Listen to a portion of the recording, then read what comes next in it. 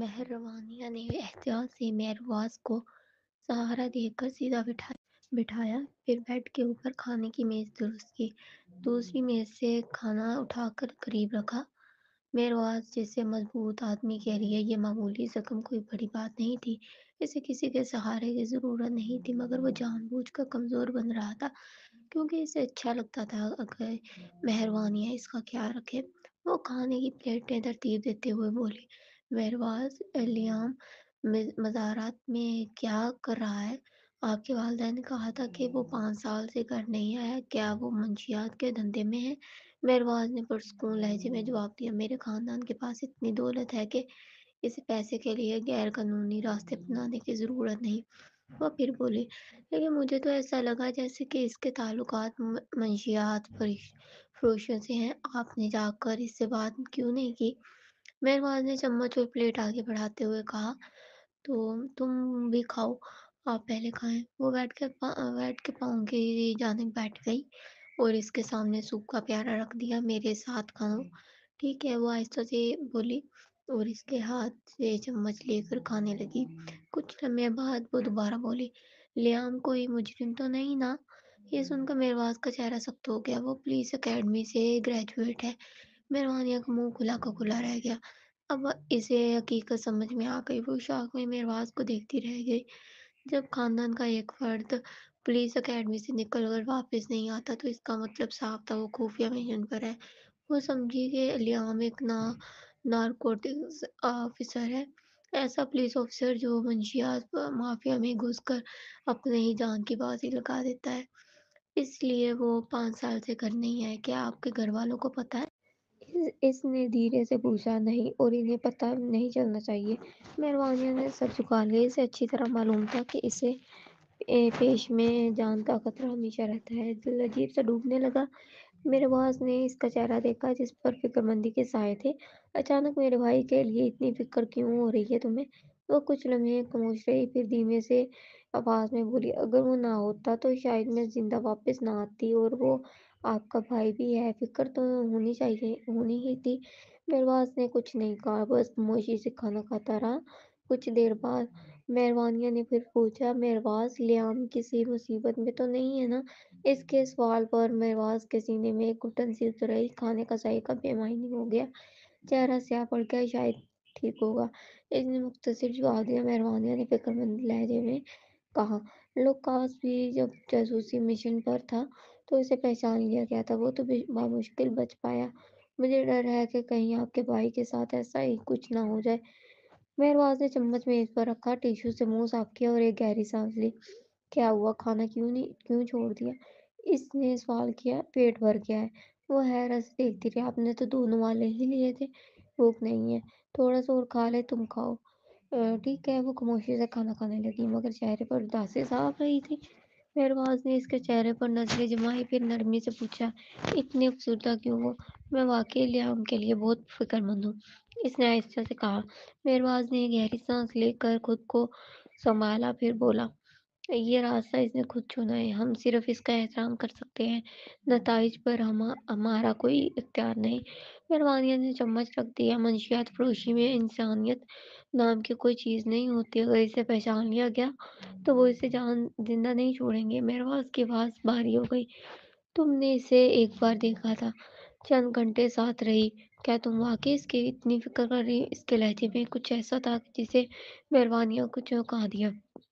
وہ اس کے چہرے کو دیکھنے لگی، مگر مہرواز نے نظریں چرا لیں، پھر وہ آہستہ سے بیڈ سے اترنے لگا۔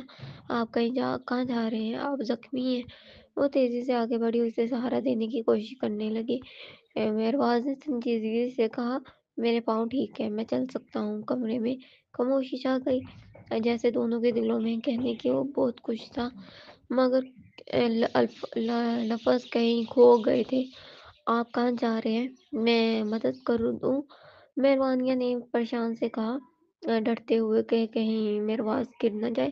مہرواز کی آواز سرد اور کٹیلی تھی، واش روم جا رہا ہوں، تم بھی ساتھ آ رہی ہو کیا؟ وہ بولا تو لہجہ چپ گیا۔ مہروانیہ کے گال فوراً سرخ ہو گئے، اس نے جلدی سے ہاتھ پیچھے کر لیا اور جھجکتے ہوئے نظریں جھکا لی، اسے سمجھ نہیں آ رہا تھا کہ وہ اچانک اتنا ناراض کیوں ہو گیا۔ کیا اسے لیام کی بات بری لگی تھی؟ کیا دونوں بھائیوں کے درمیان تعلق اچھے نہیں تھے؟ آپ جائیں، وہ ہلکے لہجے میں بولی اور واپس بستر پر بیٹھ گئی۔ چہرے کی حدت اور دل کی دھڑکن دونوں بڑھ گئی تھی۔ کھانے کے بعد اس نے برتن سمیٹے اور صاف کیے، پھر کرسی پر بیٹھ کر کتاب پڑھنے لگی۔ دوسری طرف مہرباز اپنے لیپ ٹاپ پر کام میں مصروف تھا۔ کمرے میں مکمل سکون تھا۔ دونوں اپنے اپنے کام میں لگے ہوئے تھے، بغیر ایک دوسرے کو پریشان کیے۔ کھڑکی سے آتی دھوپ نے کمرے کو گرم اور روشن کر رکھا تھا۔ مہربانیاں کبھی کبھار چوری چوری اس کی طرف دیکھ لیتی اور دل ہی دل میں اس کے اندازے کام پر فدا ہو جاتی، چاہے وہ بات نہ بھی کرے۔ اس کے قریب بیٹھے رہنا ہی اس کے لیے کافی تھا۔ تھوڑی دیر بعد اس کے فون کی گھنٹی بجی۔ اس نے اسکرین پر نگاہ ڈالی، وقت ہو چکا تھا۔ مہرباز اپنی دعا لے وہ کتاب رکھ کر اٹھی اور اس کے قریب جا کر بولی، مہرباز دعا لینے کا وقت ہو گیا ہے۔ مہرباز کی نظریں لیپ ٹاپ کی اسکرین پر جمی رہیں۔ مہربانی کے دل میں چبھن سی ہوئی۔ اسے اس حالت میں دیکھ کر برا لگا۔ شاید وہ دنیا کا واحد شخص نہیں تھا جو اس کے لیے اہم ہو، مگر نہ جانے کیوں اسے ہمیشہ اسے عدم تحفظ محسوس ہوتا تھا۔ اچھا پھر میں چلتی ہوں، اگر کسی چیز کی ضرورت ہو تو کال کر لیجیے گا، وہ بولی۔ مہرباز نے مختصر جواب دیا۔ وہ بولتی گئی، وقت پر دوا لے لیجیے گا، زخموں پر پانی نہیں لگنا چاہیے، زیادہ جسمانی مشقت بھی مت کیجیے گا، وقت پر کھانا کھائیے۔ اور مہرباز نے مونچھیں چڑھائیں اور حیرت بھری نظروں سے اس کی طرف دیکھا۔ وہ بولتی رہی، زخم کی پٹیاں بھی روز بدلیے گا تم؟ اس نے کہنا چاہا مگر رک گیا۔ مہربانیاں نے مصنوعی مسکراہٹ کے ساتھ ایک گہری سانس لی۔ بس پھر میں چلتی ہوں، آپ آرام کریں۔ وہ الفاظ جو مہرباز کہنا چاہتا تھا اس کے حلق میں اٹک گئے تھے۔ کیا وہ اب واپس نہیں آئے گی؟ آنے والے اس نے تو اسے صرف آرام کرنے کو کہا تھا، یہ کہنے کو تو کبھی دوبارہ نہ آئے گی۔ پھر بھی اس کی باتوں میں عجیب سا فاصلہ محسوس ہوا۔ وہ جیسے ہی دروازے کی طرف بڑھی، اس کے پیچھے سے آواز آئی، سنو۔ وہ پلٹی۔ مہرباز کا لہجہ نرم ہو گیا۔ کیا تم ڈارمیٹری واپس جا رہی ہو؟ نہیں، اس نے سر ہلا کر جواب دیا۔ میں تب واپس جاؤں گی جب آپ ٹھیک ہو جائیں گے۔ اگر آپ زخمی تو میری وجہ سے ہوئے ہیں تو تم… اور کچھ کہتے کہتے رک گیا۔ مہربانیاں نے حیرت سے اس کی طرف دیکھا، اس کے بولنے کا انتظار کرتے ہوئے۔ مہرباز نے گہری سانس لی اور ہلکے سے لب بھینچے، اگر کبھی باہر جانا ہو تو 2-3 سپاہیوں کو ساتھ لے کر جانا، ٹھیک ہے؟ ٹھیک ہے، وہ نرمی سے بولی۔ جب وہ مڑی اور دروازے کی طرف پلٹی چلی تو مہرباز نے اس کے نحیف وجود و تھکے چہرے پر ایک لمحے کو نظریں گاڑ دی۔ دل میں عجیب سا درد ابھرا۔ وہ چاہ کر بھی اسے روک نہ سکا۔ بس دھیمی آواز میں بولا، جا کر آرام کر لو، کمرے میں صرف دھوپ باقی رہ گئی اور دو دل جو کچھ کہنا چاہتے تھے مگر کہہ نہ پائے۔ مہربانیاں نے جھجکتے ہوئے اپنے رانوں پر ہاتھ مارا اور بولی، آپ کو بھی اب آرام کرنا چاہیے۔ اس نے ایک لمحے کو مہرباز کی طرف نظریں اٹھائیں، پھر چپ چاپ مڑی اور کمرے سے باہر نکل گئی۔ دروازہ آہستہ سے بند کیا تو اندر کا سکون ایک دم خالی سا لگنے لگا۔ لمبے راہداری میں چلتے ہوئے اس کی آنکھیں دھندلا گئی تھی۔ اس نے سر ذرا اوپر اٹھایا، گہری سانسیں لیں، مگر دل کا بوجھ کم نہ ہوا۔ جب انسان کسی سے سچی محبت کرتا ہے تو دکھ یا تکن کے وقت بس اسی کے قربت چاہتا ہے، لیکن مہرباز نے اسے لمحے اسے جانے کو کہا تھا جب اسے کسی سہارے کی سب سے زیادہ ضرورت تھی۔ کیا اسے احساس نہیں تھا؟ یا شاید اسے اس کی پرواہ ہی نہیں تھی۔ دل کا ایک کونا ٹھنڈی دھات سا ہو گیا تھا۔ باہر دھوپ تیز تھی مگر مہربانیاں کے اندر ہر روشنی بجھ چکی تھی۔ وہ ہسپتال سے باہر نکلی جہاں سامنے سے قمر آتا دکھائی دیا۔ اس نے جلدی سے، مسز فراز، آپ کا بھائی آیا ہے؟ میرا بھائی؟ وہ حیرت سے بولی، جی ہاں، میں اسے دفتر کی عمارت کے ریسیپشن روم میں لے آیا ہوں۔ وہ آپ سے اور جنرل صاحب سے ملنا چاہتا ہے۔ مہربانی کے چہرے کے تاثرات بدل گئے، ہاتھ سختی سے مٹھیوں میں بند ہو گئے، چہرے پر خفگی اور ضبط کی لکیریں کھینچی گئیں۔ وفادار دنیا میں جتنے بھی بے شرم لوگ اس نے دیکھے تھے، ان میں سے کوئی بھی اس سے بڑھ کر نہیں تھا۔ وہ غصے میں قدم اٹھاتی عمارت کی طرف بڑھی۔ دروازہ کھلا تو سامنے فدار آرام سے صوفے پر بیٹھا کافی کی چسکیاں لے رہا تھا، ٹانگ پر ٹانگ چڑھائے، یوں جیسے وہ یہاں کا مالک ہو۔ جیسے ہی نظر مہربانیاں پر پڑی تو اس نے مصنوعی خوشی کے ساتھ کہا، اوہ مہربانیاں، तुम आ गई। वो भड़क उठी, तुम यहाँ क्या कर रही हो? फरदान ने मकार मसराहट के साथ कहा, मैंने सोचा है कि अब जिंदगी ने यहाँ रुख देनी चाहिए।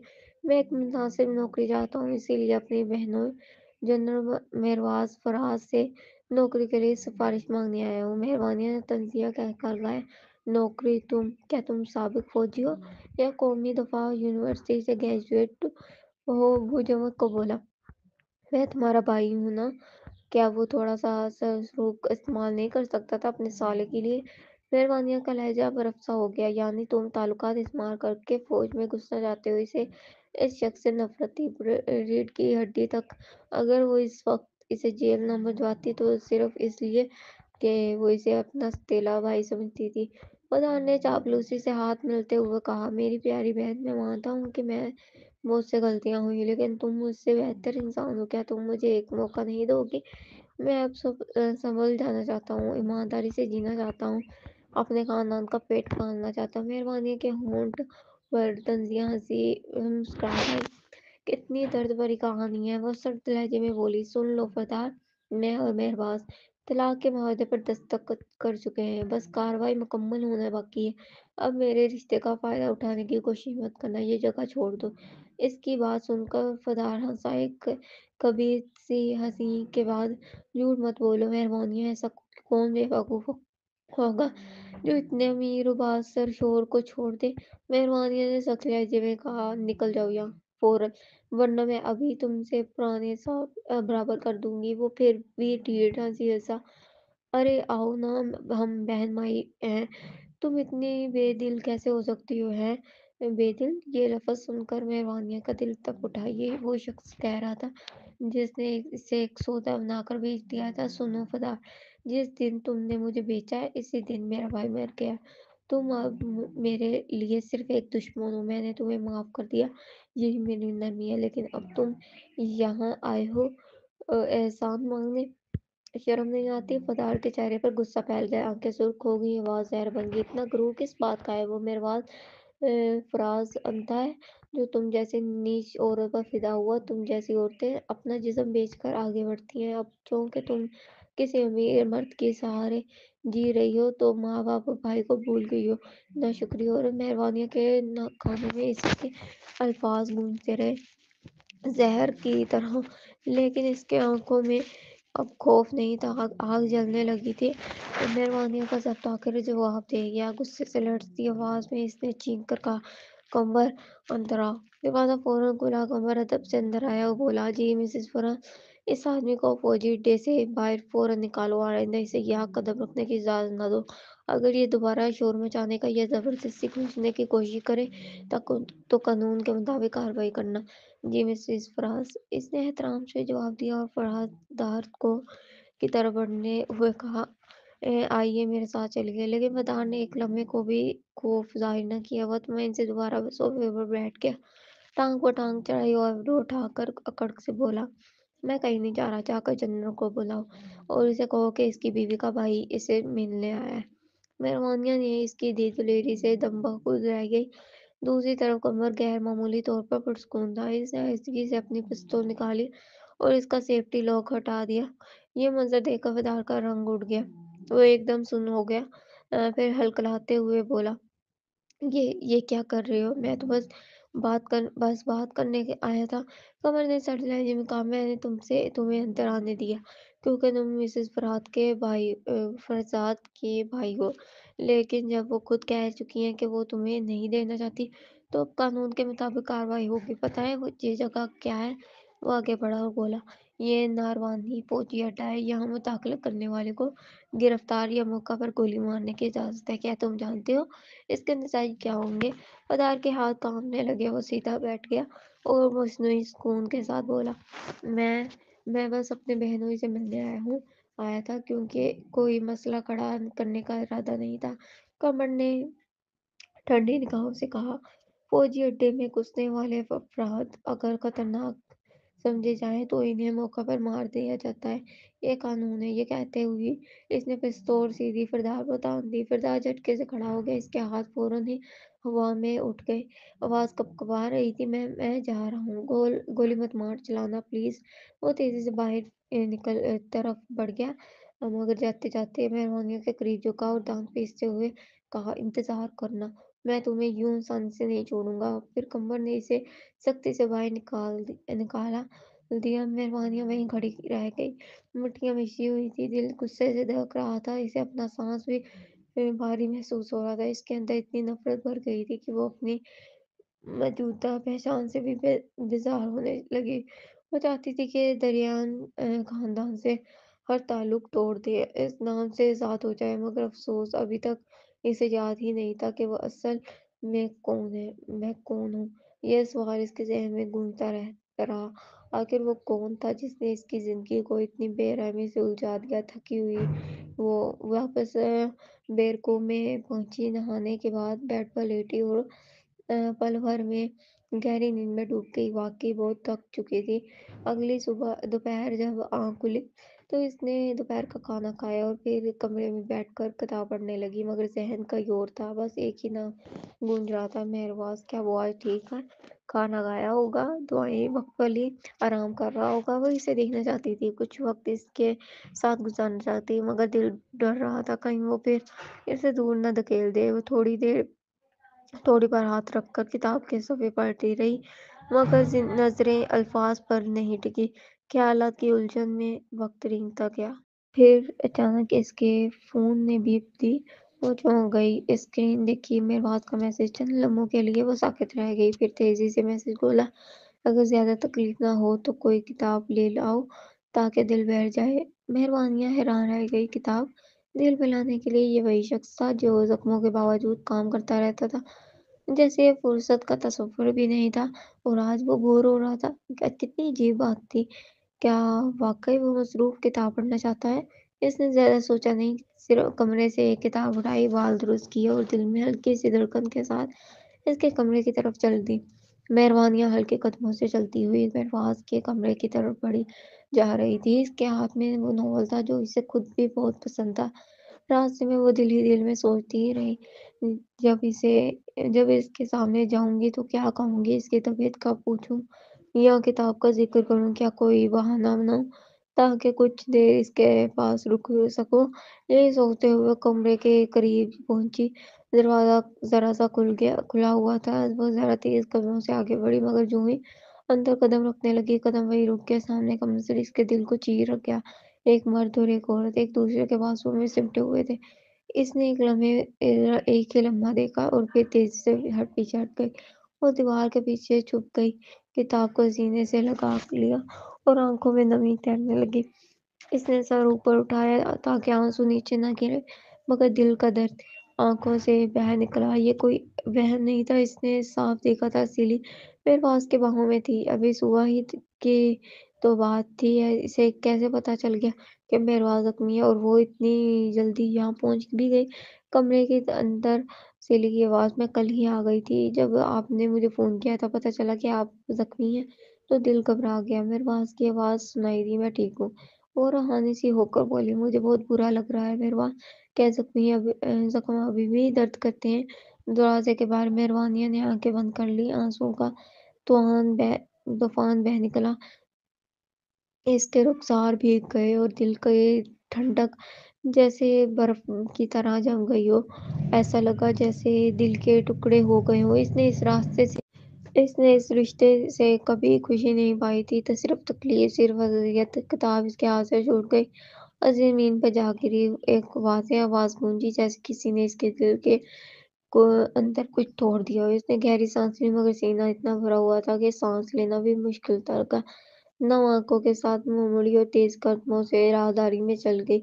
लिफ्ट में दाखिल होते ही इसने दोनों हाथों से अपना चेहरा ढांप लिया। आंसू पोंछने की कोशिश की, मगर हर बार नए आंसू बहने लगे। वो रुकने का नाम ही नहीं ले रहे थे। दूसरी तरफ कमरे के अंदर मेहरबाज ने हल्की सी आवाज सुनी।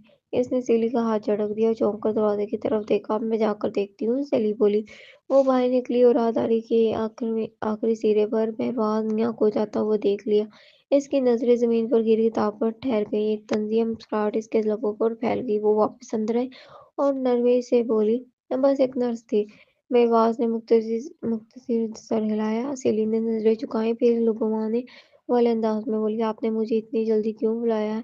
تھا مہرباز، کیا آپ چاہتے ہیں میں آپ کے پاس رہوں، آپ کا خیال رکھوں؟ مہرباز نے نظریں چرائی اور اس سرد لہجے میں کہا، آئندہ میرے قریب یوں بڑھنے کی کوشش مت کرنا، میری ایک بیوی ہے، ایسے مناظر غلط فہمی پیدا کر سکتے ہیں۔ سیلین نے لبوں کو گول کر کے کہا، آپ ہمیشہ وہ شخص رہے ہیں جسے میں سب سے زیادہ چاہتی ہوں، مجھے پرواہ نہیں کہ آپ کی بیوی ہے یا نہیں، میرا دل کبھی نہیں بدلے گا۔ وہ جذبات میں بہکنے سے روکنے کے لیے نرمی سے بولا، تم تھک گئی ہو، واپس جا کر آرام کرو، دوپہر کے کھانے پر آ جانا۔ وہ اندر ہی اندر مہربانیوں کے لوٹ آنے کا انتظار کر رہا تھا۔ سیلین نے مسکرا کر کہا، ٹھیک ہے، پھر میں دوپہر میں کھانا لے آؤں گی۔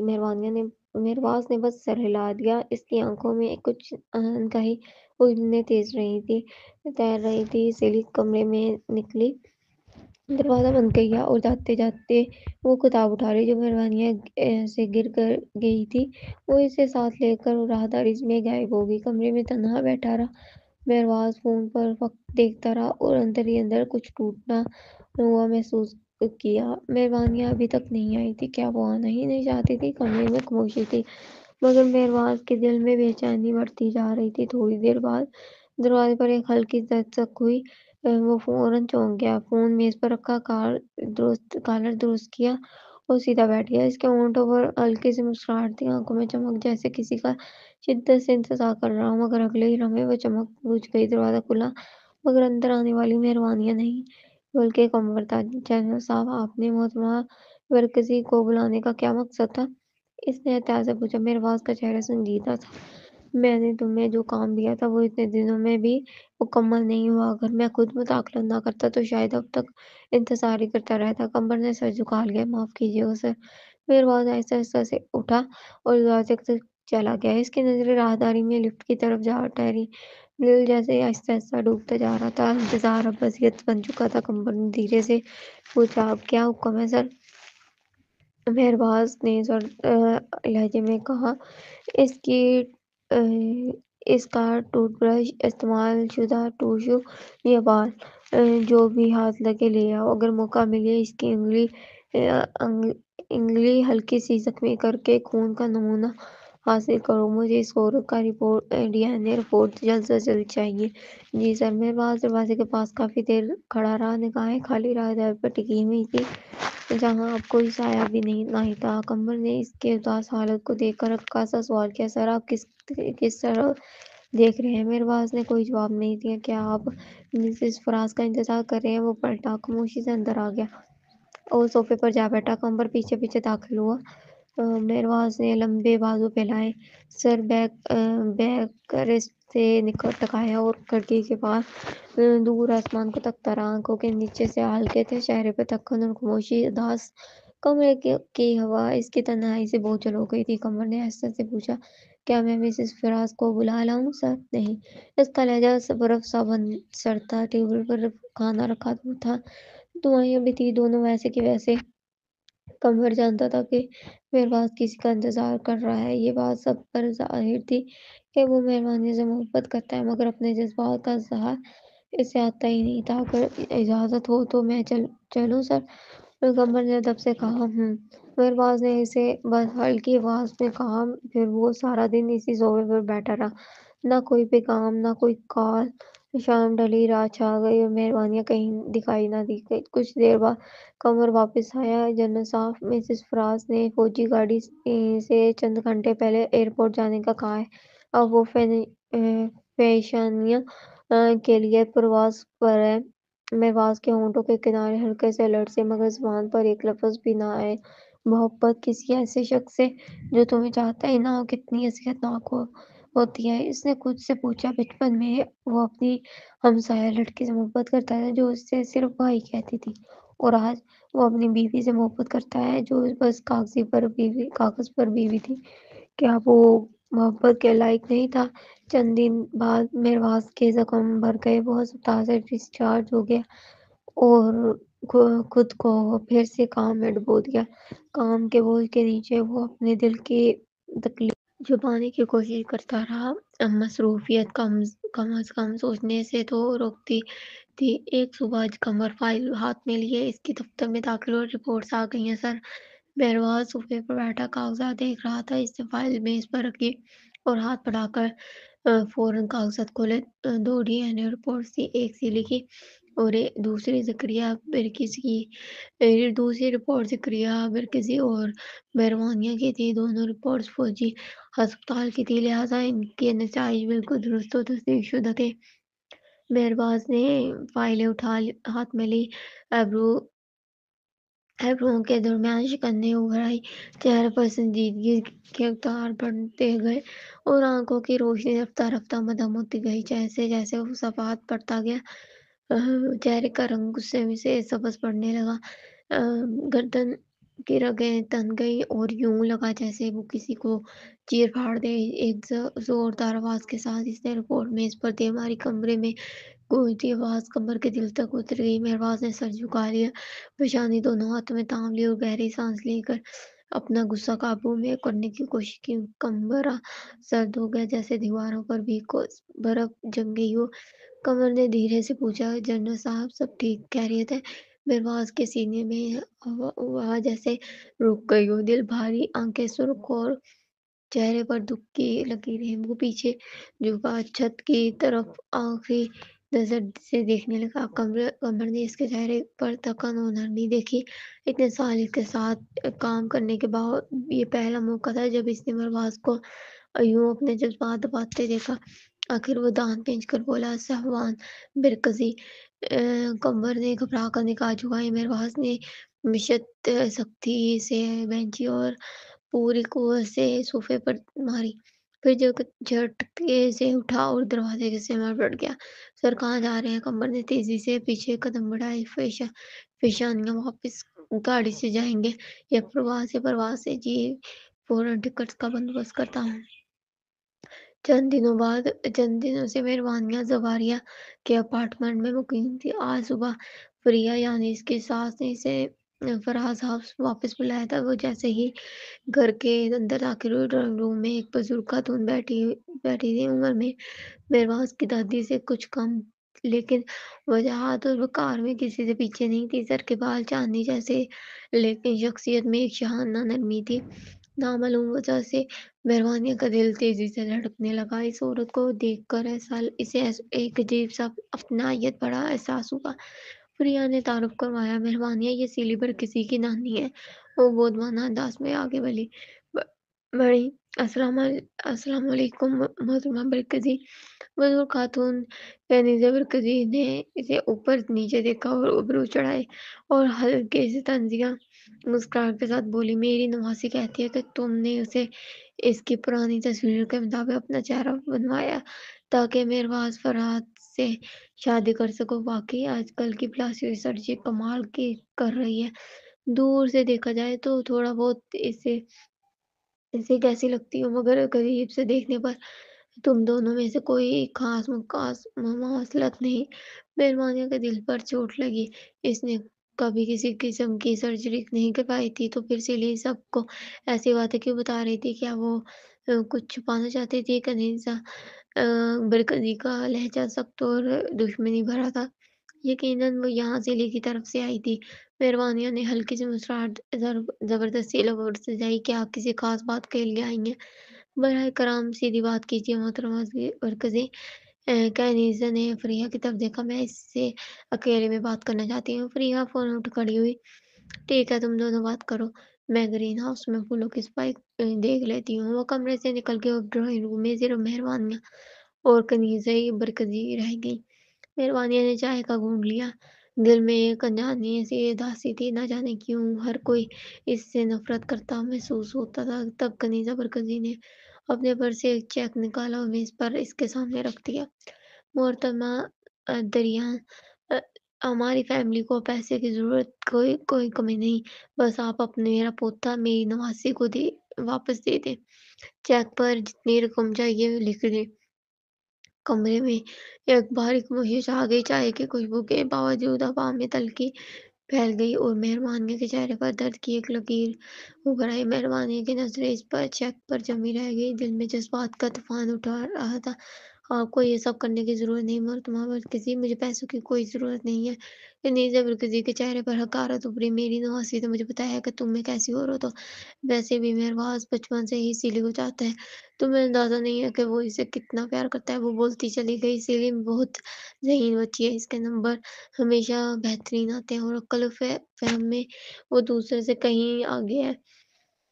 مہربان میں نے صرف اس کے قابل بننے کے لیے دن رات محنت کی، تاکہ ملک کے سب سے بڑے دفاتر میں داخلہ لے سکے۔ ایک بار سیلی نے کہا تھا کہ اسے ایسے مرد سے پسند ہے جو ڈاکٹر ہم بنا سکتے ہیں، جو ملک کی حفاظت کر سکے۔ اور دیکھو میرا نواسا اس کے لیے کہیں مطابق خود ایک بہادر سپاہی بنا بیٹھا ہے۔ وہ آج جو کچھ بھی ہے وہ میری نواسی کی وجہ سے ہے، لیکن تم ان کی آواز میں زہر گھول کر تم نے گندی چالوں سے میری نواسی کا شعور چھین لیا۔ کتنی گھٹیا عورت ہو تم۔ کنیزا کے ہاتھ کانپ رہے تھے، آنکھوں میں غصہ اور چہرے پر نفرت کے سائے۔ تم نے ایک خوبصورت رشتے کو برباد کر دیا۔ کیا تم احساس بھی ہے کہ تم نے کیا کیا؟ مہربانی نے سر جھکا لیا۔ اس کے ناخن اپنے ہتھیلی کے جلد میں پیوست ہو گئے تھے۔ درد ہوا مگر وہ ہاتھ نہ ہٹا سکی۔ دل جیسے ٹکڑے ٹکڑے ہو رہا تھا، گلے میں رندھی ہوئی اٹکی تھی، آنکھیں نم تھی اور دل میں خالی پن سے اپنی ہی زندگی پر شرم محسوس ہو رہی تھی۔ وہ ایک لمحے کے لیے بولی بھی نہ سکی، خاموشی آنسوؤں سے بہہ بہہ کر چاہے کہ کب تک جاگی رہے۔ کنیزا نے خود کو سنبھالا، چہرے کی سختی واپس لی۔ دیکھو مس دریان، ابھی بھی وقت ہے۔ اب ایسی محبت کا کیا فائدہ جس میں تمہیں کبھی اس کا دل نہ میرے۔ بس بتاؤ کتنی رقم چاہیے، میں ایک ہی بار میں دے دوں گی۔ مہربانی نے گہری سانس لی، پھر دھیرے سے کہا، سچ کہوں محترمہ مرکزی، آپ کو میرے پاس آنے کی یا پیسے دینے کی ضرورت ہی نہیں۔ وہ رکی، پھر نرمی سے بولی، میں مہربان سے طلاق لے رہی ہوں۔ ہم دونوں نے معاہدے پر دستخط کر دیے تھے، اب بس کچھ کاغذی کارروائی باقی ہے۔ یہ سنتے ہی کنیزا مرکزی کی آنکھوں میں خوشی چمک اٹھی۔ سچ واقعی انہوں نے مسکراہٹ چھپانے کی کوشش بھی نہ کی۔ ان کے چہرے پر خوشی دیکھ کر مہربانیہ کا دل مزید بوجھل سا ہو گیا۔ آنسو ضبط سے نکل کر بہہ نکلے۔ یہ آنسو مہربان کے لیے نہیں تھے، بلکہ اس لمحے کی عزت کے لیے تھے جس میں اس کی تذلیل کسی کی مسکراہٹ بن گئی ہو۔ اس سر جھکا لیا اور دوبارہ اپنی ہتھیلیوں میں ناخن گاڑ دیے۔ براہ کرم اپنا چیک واپس لے جائیں، مجھے اس کی کوئی ضرورت نہیں۔ اس کی آواز کپکپا رہی تھی۔ کنیزا نے پوچھا، یہ کب مکمل ہوگا؟ کب تک ہماری علیحدگی رسمی طور پر ہو جائے گی؟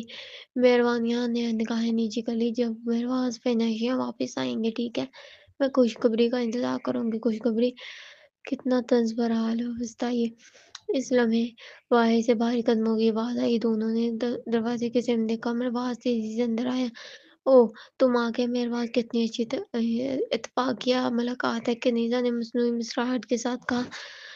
لیکن مہرباز کی نگاہیں صرف ایک چہرے پر مرکوز تھیں، مہربانیہ پر۔ اس کے چہرے پر دکھ، آنکھوں میں نمی اور دل میں ایک گہرا زخم۔ مہرباز کے دل میں کچھ ٹوٹ سا گیا۔ وہ جس عورت کا ذکر ڈھونڈتا رہا وہ اسی کے سامنے کھڑی تھی، اس عورت کے روپ میں جسے وہ بچپن سے چاہتا تھا۔ بچپن کا خواب حقیقت بن گیا۔ اس نے واقعی اسی عورت سے شادی کی تھی جسے وہ برسوں سے چاہتا تھا۔ اسے معلوم نہ تھا کہ وہی گول تھی، مگر تقدیر نے بغیر پہچانے بھی دل کو اس کی طرف کھینچ لیا تھا۔ محبت کبھی نہیں بدلی، ذہن بھول گیا مگر دل نے اسے پہلے ہی پہچان لیا تھا، وہی عورت جسے وہ 20 سالوں سے چاہتا آ رہا تھا۔